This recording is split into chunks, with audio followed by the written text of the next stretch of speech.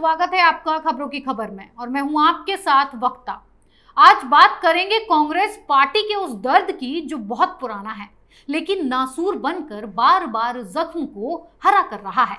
जी हां, कांग्रेस पार्टी को कश्मीर में पहले वाला माहौल ज्यादा रास आ रहा था, जहां लोग पाकिस्तान की गुलामी करने पर मजबूर थे, डर के साए में जी रहे थे और आतंकवाद का अड्डा पाकिस्तान ने कश्मीर को बनाया हुआ था। इन सबसे कांग्रेस पार्टी फूली नहीं समा रही थी, पर जब से भारत सरकार ने जम्मू कश्मीर से धारा 370 को खत्म किया है, तब से कांग्रेस पार्टी के कई नेता घाटी से धारा 370 हटाने का विरोध कर चुके हैं, क्योंकि अब कश्मीर में मन मुताबिक हुकूमत चलाने का कोई मौका नहीं मिल पा रहा है, लोगों से गुलामी करवाने का मौका नहीं मिल पा रहा है। तो इन नेताओं का मानो जैसे चैन सुकून ही गुम हो गया है, चाहे वो गुलाम नबी आजाद हो, पी चिदंबरम हो या फिर दिग्विजय सिंह। कांग्रेस ने तो यूनाइटेड नेशंस को पत्र लिखकर ये तक कह दिया था कि कश्मीरी लोगों पर अत्याचार हो रहा है। पर आप एक बात बताइए, जब 370 नहीं लगी थी तब क्या लोगों के सर पर ताज पहनाया गया था?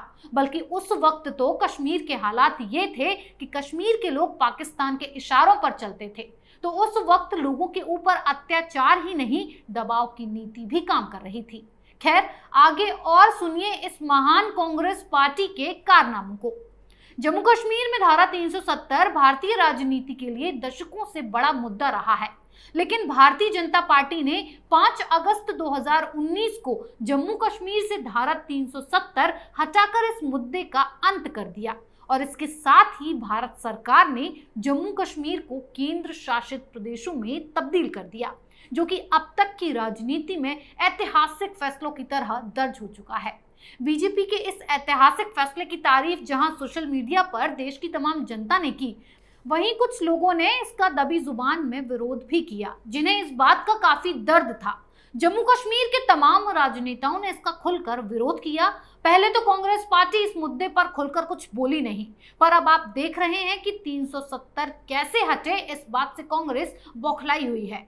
370 को लेकर कांग्रेसी नेताओं ने जब अब भी कांग्रेस में मेन स्ट्रीम के लीडर हैं प्रधानमंत्री नरेंद्र मोदी सरकार के इस फैसले की तहे दिल से प्रशंसा की। ज्योतिरादित्य सिंधिया, जो अब भारतीय जनता पार्टी का हिस्सा है, अदिति सिंह, दीपेंद्र सिंह हुड्डा, जनार्दन द्विवेदी, अशोक चांदना, अभिषेक मनु सिंघवी जैसे नेता थे। लेकिन अब दिग्विजय सिंह के उस बयान से, जिसमें उन्होंने एक पाकिस्तानी पत्रकार की मौजूदगी में कहा कि अगर कांग्रेस की सरकार दोबारा आती है तो वो जम्मू कश्मीर में धारा 370 फिर से बहाल करने का विचार करेगी, इस बात ने कांग्रेस की मानसिकता को उजागर कर दिया है।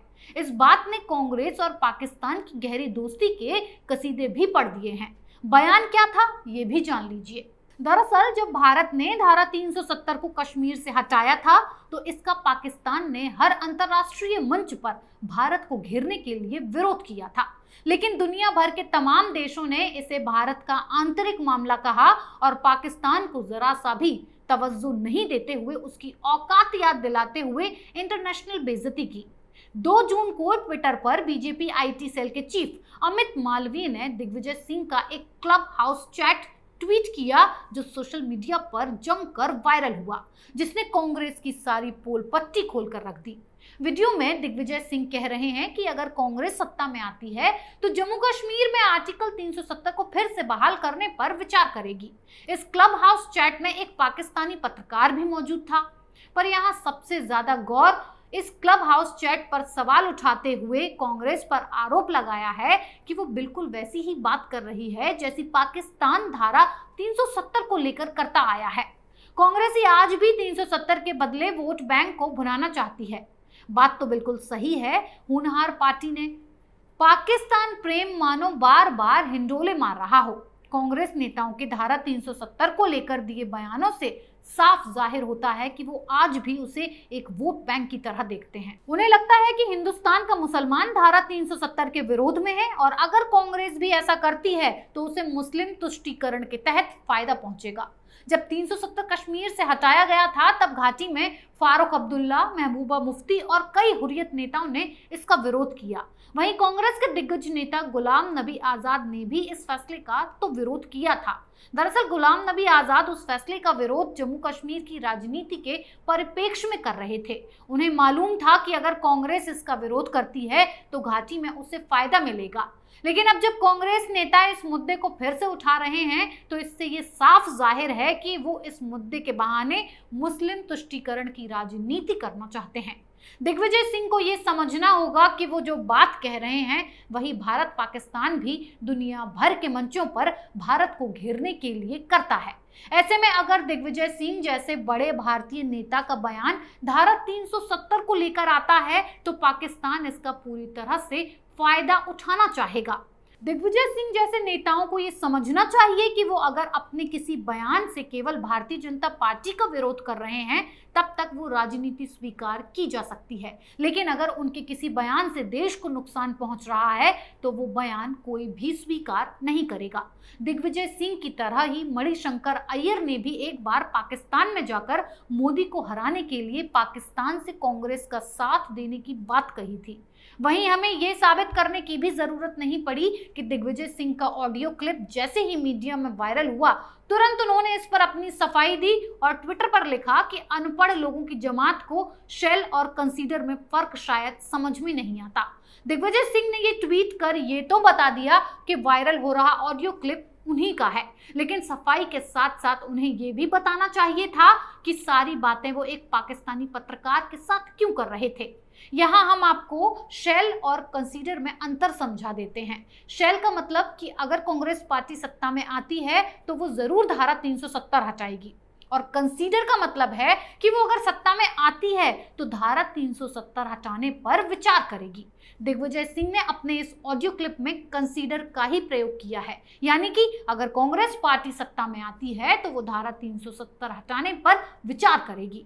दिग्विजय सिंह के इस बयान के पीछे कहीं ना कहीं कांग्रेस का 2019 का घोषणा पत्र भी है, जिसमें कांग्रेस ने वादा किया था कि अगर वो सरकार में आती है तो कश्मीर से धारा 370 नहीं हटाई जाएगी। कांग्रेस के इन्हीं फैसलों और बयानों की वजह से देश में कांग्रेस की ऐसी छवि बन गई है कि लोग उसे मुस्लिम तुष्टीकरण की राजनीति करने वाले एक दल के रूप में देखने लगे हैं। पर अपनी खराब छवि को साफ करने के लिए उत्तर प्रदेश 2022 विधानसभा चुनाव पर नजर है।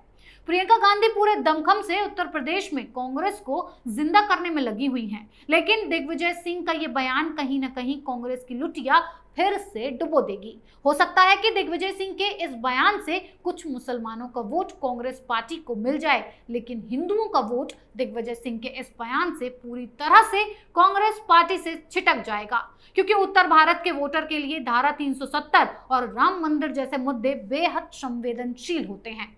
2017 और 2019 में बीजेपी इन्हीं मुद्दों के बल पर उत्तर प्रदेश और केंद्र में सरकार बना पाई थी। खैर, 370 के हटने से कश्मीर में अपनापन सा नजर आने लगा है।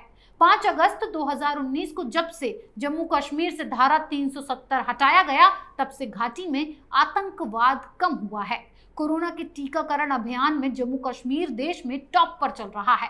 सड़कों का काम जो राज्य सरकारों के होने पर धीमी गति से हो रहा था, अब उसमें तेजी आ गई है। बिजली गांवों तक पहुंच गई है। 370 हटने के बाद देश भर से वहां कंपनियां जा रही हैं, जिससे कश्मीरी लोगों के लिए रोजगार के अवसर बन रहे हैं। शिक्षा व्यवस्था में काफी सुधार हुआ है। टूरिस्ट जिस पर पूरा कश्मीर टिका हुआ है, धारा 370 हटने के बाद उसमें भी काफी बढ़ोतरी हुई है। कोरोना के दूसरी लहर के पहले तक घाटी के सभी होटल फुल थे। केंद्र सरकार के हाथों में कानून व्यवस्था आते ही जमीनी स्तर पर स्थिति सुधरी है।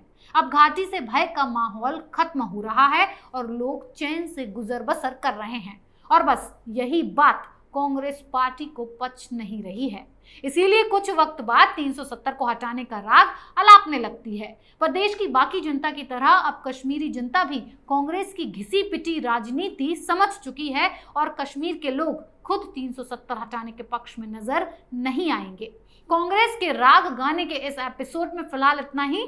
बने रहिए कैपिटल टीवी के साथ। नमस्कार।